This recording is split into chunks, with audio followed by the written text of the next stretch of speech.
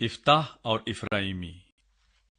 تب افرایم کے لوگ جمع ہو کر شمال کی طرف گئے اور افتاح سے کہنے لگے کہ جب تو بنی امون سے جنگ کرنے کو گیا تو ہم کو ساتھ چلنے کو کیوں نہ بلوایا؟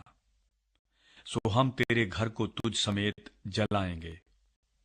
افتاح نے ان کو جواب دیا کہ میرا اور میرے لوگوں کا بڑا جھگڑا بنی امون کے ساتھ ہو رہا تھا، اور جب میں نے تم کو بلوایا تو تم نے ان کے ہاتھ سے مجھے نہ بچایا، اور جب میں نے یہ دیکھا کہ تم مجھے نہیں بچاتے تو میں نے اپنی جان ہتھیلی پر رکھی اور بنی امون کے مقابلے کو چلا، اور خداوند نے ان کو میرے ہاتھ میں کر دیا۔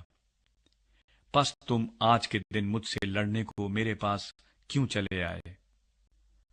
تب افتاح سب جلادیوں کو جمع کر کے افرائیمیوں سے لڑا، اور جلادیوں نے افرائیمیوں کو مار لیا، کیونکہ وہ کہتے تھے کہ تم جلادی افرایم ہی کے بھگوڑے ہو، جو افرائیمیوں اور منسیوں کے درمیان رہتے ہو۔ اور جلادیوں نے افرائیمیوں کا راستہ روکنے کے لیے یردن کے گھاٹوں کو اپنے قبضے میں کر لیا، اور جو بھاگا ہوا افرائیمی کہتا کہ مجھے پار جانے دو، تو جلادی اس سے کہتے کہ کیا تو افرائیمی ہے؟ اگر وہ جواب دیتا نہیں تو وہ اس سے کہتے شبلت تو بول، تو وہ سبلت کہتا، کیونکہ اس سے اس کا صحیح تلفظ نہیں ہو سکتا تھا۔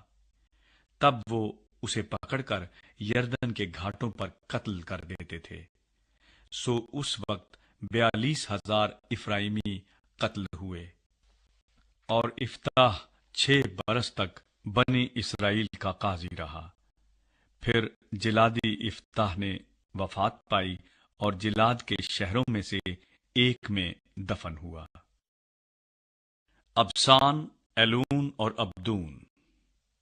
اس کے بعد بیت الحمی ابیسان اسرائیلیوں کا قاضی ہوا۔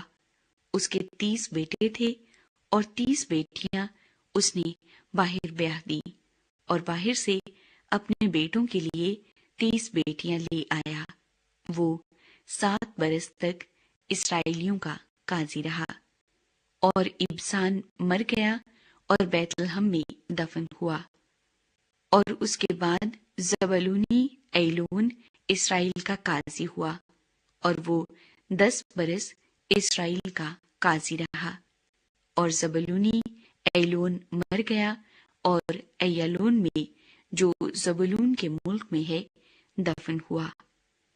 اس کے بعد فراتونی ہللیل کا بیٹا ابدون اسرائیل کا قاضی ہوا، اور اس کے 40 بیٹے اور 30 پوتے تھے، جو 70 جوان گدھوں پر سوار ہوتے تھے، اور وہ 8 برس اسرائیلیوں کا قاضی رہا۔ اور فراتونی ہللیل کا بیٹا ابدون مر گیا اور عملیکیوں کے کوہستانی علاقے میں فراتون میں جو افرایم کے ملک میں ہے دفن ہوا۔